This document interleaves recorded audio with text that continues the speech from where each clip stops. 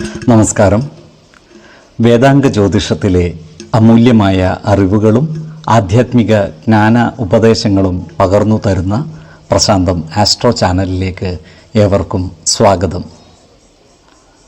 ഈ ചാനൽ ഇതുവരെയും സബ്സ്ക്രൈബ് ചെയ്യാത്തവർ ഇപ്പോൾ തന്നെ സബ്സ്ക്രൈബ് ചെയ്യുക. നോട്ടിഫിക്കേഷൻ ലഭിക്കുന്നതിനായി ബെൽ ബട്ടൺ അമർത്തുമല്ലോ. ഒപ്പം ചാനൽ ലൈക്ക് ചെയ്യുക, ഷെയർ ചെയ്യുക, കമൻറ്റ് ചെയ്യുക. കൊല്ലവർഷം 1200 ആണ്ടിലെ കന്നി സംക്രമം ചതയം നക്ഷത്രത്തിലാണ്. കന്നി 1-ാം തീയതിയിലെ ഗ്രഹനില അനുസരിച്ച് എടവം രാശിയിൽ സർവേശ്വരകാരകനായ വ്യാഴവും, മിഥുനത്തിൽ കുജനും, ചിങ്ങം രാശിയിൽ ബുധനും, കന്നിയിൽ ആദിത്യനും ശുക്രനും കേതുവും, ധനുരാശിയിൽ ഗുളികനും, കുംഭത്തിൽ ചന്ദ്രനും ശനിയും, മീനം രാശിയിൽ രാഹുവും സ്ഥിതി ചെയ്യുന്നു.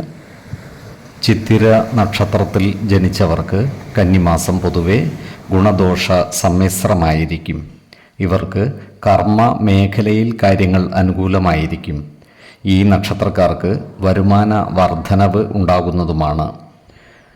ഇവർക്ക് സ്വന്തമായി ബിസിനസ് സ്ഥാപനങ്ങൾ തുടങ്ങുന്നതിന് അവസരം ഒത്തുവരുന്നതുമാണ്. അതുപോലെ നിലവിലുള്ള സ്ഥാപനങ്ങളിൽ കാലത്തിനനുസരിച്ച മാറ്റങ്ങൾ വരുത്തുന്നതിനും ഇവർക്ക് സാധിക്കുന്നതാണ്. ഈ നക്ഷത്രക്കാർക്ക് കടബാധ്യതകൾ തീർക്കുന്നതിന് അവസരം ഒത്തുവരുന്നതുമാണ്. വിദേശത്തുള്ളവരുമായി നല്ല സ്നേഹ സൗഹൃദ ബന്ധങ്ങൾ സ്ഥാപിക്കുവാൻ ഇവർക്ക് സാധിക്കുന്നതുമാണ്.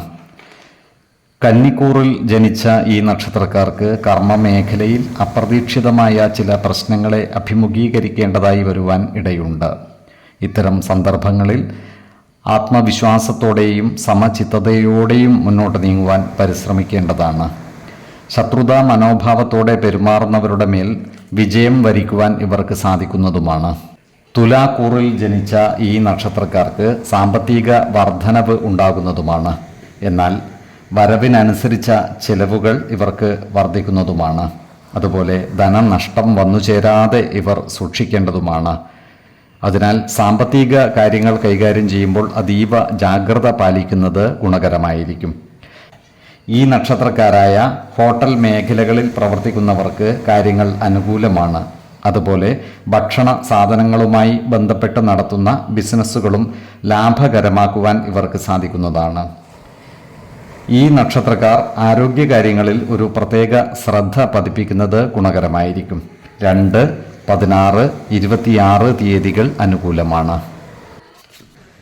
ഈ നക്ഷത്രക്കാർ ജനിച്ച സമയത്തെ അടിസ്ഥാനമാക്കിയുള്ള ജാതകത്തിലെ ലഗ്ന രാശിയുടെയും ലഗ്ന അധിപന്റെയും സ്ഥിതിയും ശുഭപാപ ഭാവങ്ങളുടെ സ്ഥിതിയും ഓരോ രാശിയിലെയും ഗ്രഹങ്ങളുടെ സ്ഥിതിയും അനുസരിച്ച് ഇവരുടെ പൊതുഫലത്തിൽ ഏറ്റക്കുറച്ചിലുകൾ ഉണ്ടാകുവാനിടയുണ്ട്. കുടുംബ ദേവതകളെയും ഇഷ്ടദേവതകളെയും ഉപാസിക്കുന്നത് ഇവർക്ക് ആയുരാരോഗ്യ സൗഖ്യമേകും. ഇഷ്ടദേവതാ മന്ത്രം 108 തവണ ദിനംതോറും ലിഖിത ജപം ചെയ്തു വരുന്നത് ഇവർക്ക് സർവ്വ ഐശ്വര്യങ്ങളുമേകും. നല്ല വ്യക്തി സാധനകളോടെയും ഉപാസനകളോടെയും മുന്നേറിയാൽ സർവേശ്വരാനുഗ്രഹത്താൽ ഇവരുടെ സർവ്വകാര്യങ്ങളും മംഗളകരമാകും. നന്ദി, നമസ്കാരം. ജ്യോതിഷരത്നം പ്രശാന്ത് കണ്ണോം.